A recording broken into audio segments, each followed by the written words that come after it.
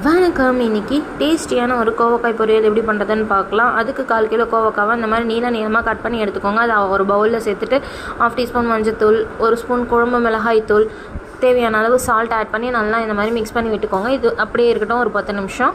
அதுக்கப்புறம் ஒரு கடாயில் 1 ஸ்பூன் எண்ணெய், கடுகு போட்டு பொரிஞ்சதுக்கப்புறம் ஒரு 4 பல் பூண்டை கட் பண்ணி வச்சுருக்கோம் குட்டி குட்டியாக, அதையும் ஆட் பண்ணிக்கலாம். ஆட் பண்ணிவிட்டு ஒரு ஆனியனை கட் பண்ணி வச்சுருக்கோம், அதையும் ஆட் பண்ணிக்கலாம். ஆனியன் வதங்கினதுக்கப்புறம் நம்ம ஊற வச்சுருக்கோம் இல்லையா கோவக்காய், அதையும் போட்டு நல்லா மிக்ஸ் பண்ணி விட்டுட்டு மூடி வச்சுருங்க. ஒரு 5 நிமிஷம் கழித்து ஓப்பன் பண்ணி திரும்ப கலந்து விட்டுட்டு மூடி வச்சுருங்க.